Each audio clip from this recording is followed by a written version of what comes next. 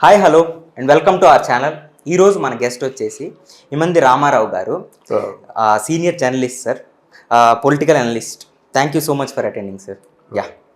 యాక్చువల్గా ప్రజెంట్ టాలీవుడ్లో టాక్ మొత్తం బోలా శంకర్ మీద ఉంది సార్. మూవీ రిలీజ్కి రెడీ అయింది, ఆల్రెడీ పోస్టర్స్, సాంగ్స్ అన్నీ రిలీజ్ అయ్యి ఒక రకమైన బజ్ క్రియేట్ చేసుకుంది మూవీ. అండ్ ఆల్సో రీమేక్ అన్న టాక్, ఇవన్నీ కొంచెం అక్కడక్కడ నెగిటివ్ టాక్స్ ఉన్నా కానీ బాస్ సినిమా కోసం, అన్నయ్య సినిమా కోసం అందరూ వెయిట్ చేస్తున్నారు. What is your opinion? ఎలా ఉండబోతుంది మూవీ అయితే? ఈ బోలా శంకర్ గురించి మాట్లాడేది ఏంటంటే, ఈయన చిరంజీవి గారు చాలా మెచ్యూర్డ్గా చేస్తారండి. నాకు ఆయన విషయంలో ఎక్కడంటే బాధ అనిపించింది, ఆపద్ బాంధవుడు సినిమా చూసా, అది పెద్ద అవార్డు వస్తుంది అనుకున్నాను. ఎంత బాగా చేశారండి ఆయన, చాలా బాగా చేశారు. తర్వాత అట్లాంటి సందర్భంలో ఆ సినిమా కొంచెం దెబ్బతిన్నదనేసరికి తట్టుకోలేకపోయాను. ఆపద్బాంధవులు అలాగే చంటిబాబు ఒకటండి, చంటి అబ్బాయి ఆ సినిమాలో చిరంజీవి గారు చేశారండి. నిజంగా అసలు ఈ చిరంజీవి గారు కానీ ఏ ఇంగ్లీష్ వాడు అయినట్టయితే ఎంత పెద్ద ఆర్టిస్ట్ అండి. అంటే అప్పటికి ఒక మెగాస్టార్గా ఉన్న వ్యక్తి ఒక ఎమ్మిచ్యూర్ నిజంగా అలాగే చేయాలి. అవును, ఒక ఎమ్మిచ్యూర్ లాగే చేయాలి, లేకపోతే ఆ కామెడీ పండించలేడు. ఆ కామెడీ పండించలేడు. ఒక కొత్తగా వచ్చినటువంటి ఒక నవ చైతన్యం అలాగా అది ఎంత బాగా చేశారండి.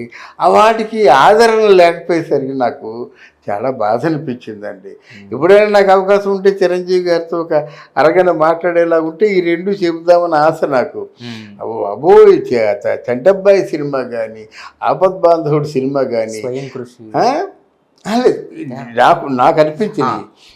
ఆ సినిమాల్లో ఆయన పెర్ఫార్మెన్సు అంటే నాకు ఎలా అనిపిస్తుంది అంటే, ఇప్పుడు నేను ఒక టెక్నీషియన్ని, నేను 3 సినిమాలు చేశా, నేను దాసరి గారి దగ్గర పనిచేశా, నేను మహానుభావుడు ఎన్టీ రామారావు దగ్గర కొన్నాళ్ళు పనిచేశా, తర్వాత తమ్ముడి దగ్గర ఒక 8 ఇయర్స్ ఉన్నా. నేను ఆ అనుభవంతో చెప్తున్నాను. ఎందుకంటే ఆపద్ బాంధవుల్లో ప్రతి ఫ్రేమ్లో కూడా చిరంజీవి గారు సరికొత్త చిరంజీవి కనిపించారు అన్నమాట, ప్రతి ఫ్రేమ్లో. అందుకే నిజంగా చేతులెత్తి ఆయనలో ఉన్న కళామ తల్లికి నేను నమస్కారం చేస్తున్నాను.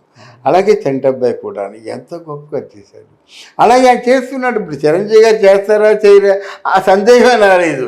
ఈ దుర్మార్గులందరూ ఏం చేస్తారంటే అసలు అనకూడదు. కానీ ఆ శోభన్ బాబు చెప్తుండేవాడు, ఇప్పుడు నువ్వు రామారావు ఇక్కడ క్లాప్ కొట్టగానే ఫ్లాప్ కొడతారయ్యా.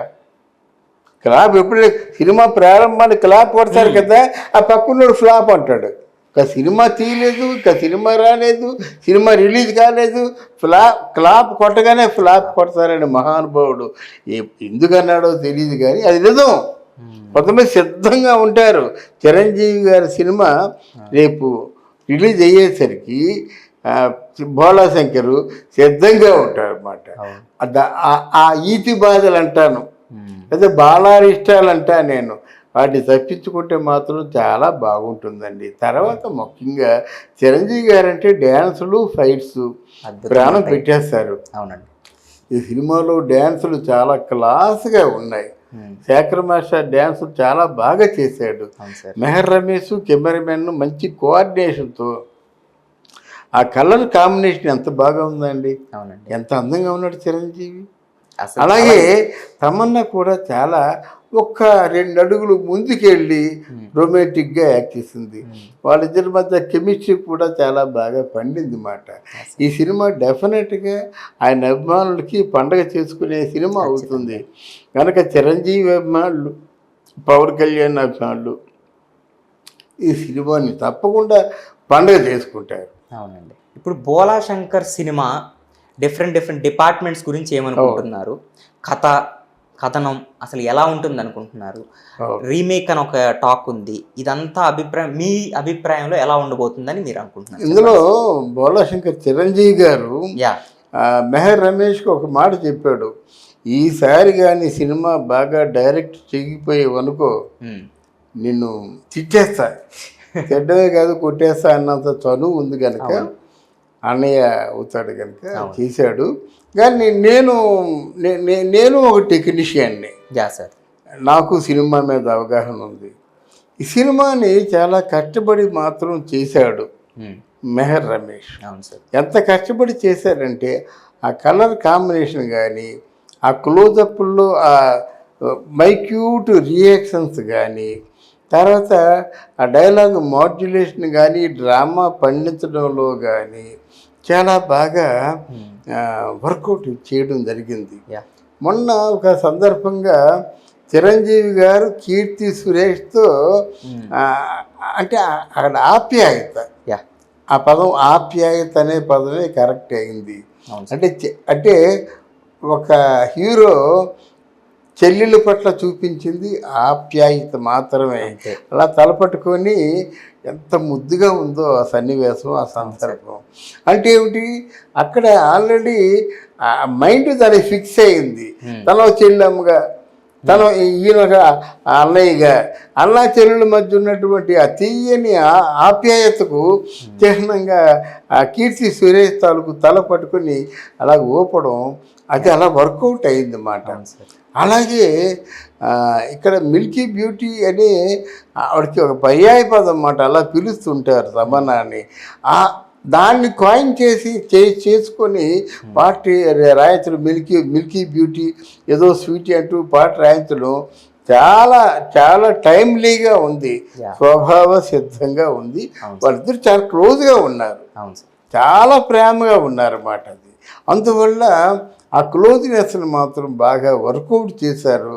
ఎవరో కెమెరామెన్ ఎవరో నాకు ఐడియా లేదు, కానీ కెమెరామెన్ మంచి కోఆర్డినేషన్తో ఉన్నారు. మెహర్ రమేష్ తాలూకు ఆంతర్యాన్ని ఆయన ప్రొజెక్ట్ చేశాడు, ప్రొజెక్ట్ చేయగలిగాడు. తర్వాత ఇందులో మరొక వ్యక్తి శేఖర్ మాస్టర్ తాలూకు డ్యాన్స్, ఆ కంపోజింగ్ని మాత్రం నెంబర్ 1గా చెప్పుకోవచ్చు. ఈ డ్యాన్స్ నాకు అంతకుముందు శేఖర్ మాస్టర్ తాలూకు డ్యాన్సులు అవి చూశాను, కానీ అంతగా నేను ఇంప్రెస్ అవ్వలేదు. కానీ ఈ సినిమాలో డ్యాన్సులు మాత్రం చాలా బాగా చేశాడు. No doubt we can treat him as number 1 Tollywood. Chiranjeevi గారి డ్యాన్స్ కంపోజింగ్ అంటే మాటలు కాదు. అలా కంపోజ్ చేసిన డ్యాన్సులు కూడా ఇంత బాగుంటాయని మాత్రం అనుకోలేదు. చాలా టిపికల్ డ్యాన్స్ మూమెంట్స్ని కంపోజ్ చేసినటువంటి ఆయన శేఖర్ మాస్టర్ కూడా చాలా ఎప్పలాడు పొందుతాడు అన్నమాట. శేఖర్ మాస్టర్ గారు చిరంజీవి గారి కాంబినేషన్ లో వచ్చిన ఆల్రెడీ సాంగ్స్ చాలా పెద్ద పెద్ద హిట్లు ఉన్నాయి. అవును, అంతకంటే పెద్ద హిట్ అవుతాయి. అందువల్ల ఈ సినిమా మీద మాత్రం నాకు నా తాలూకు అనుభవం నిజమైతే, నా తాలూకు క్యాలిక్యులేషన్ నిజమైతే సినిమా మాత్రం డిసప్పాయింట్ చేయదు. ఖచ్చితంగా సినిమా చాలా అంటే గుడ్ అనిపించుకుంటుంది. సినిమా ఫెయిల్యూర్లు ఇంకేదో పిచ్చి పిచ్చి వాగుల్లా కాకుండా గుడ్ అంటే గ్రేటర్ వరకు వెళ్ళొచ్చు. గ్రేటెస్ట్ కాదు, గ్రేటర్ వరకు వెళ్ళొచ్చు. గుడ్ బెటర్ వరకు వెళ్ళొచ్చు. అంటే నా అంతలా ఇఫ్ ఇట్ ఈజ్ కరెక్ట్ కనుక డెఫినెట్గా ఇది మెహర్ రమేష్కి మాత్రం లైఫ్ ఇస్తుంది. తర్వాత మరికొంతమంది ఈ తమన్నా చిరంజీవి కాంబినేషన్లో సినిమాలు తీయడం ఖాయం. ఎందుకంటే చాలా బాగా కెమిస్ట్రీ వర్కౌట్ అయింది. అవును, అర్థమైందా? అందువల్ల కీర్తి సురేష్ కూడా సినిమాలు వస్తాయి, కానీ అంటే బయట సినిమాలు. ఎందుకంటే మళ్ళీ చిరంజీవితో వేసే కష్టం, ఎందుకంటే ఆ సెంటిమెంట్ బాగా వర్కౌట్ అయింది కనుక.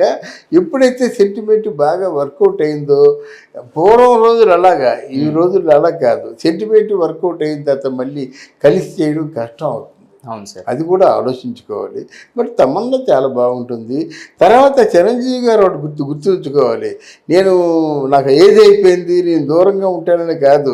ఒక్కసారి మీరు ఎన్టీ రామారావు గారిని దృష్టిలో పెట్టుకోండి. ఆయన 60 years వచ్చిన తర్వాతే రెచ్చిపోయాడు డ్యాన్సుల్లో.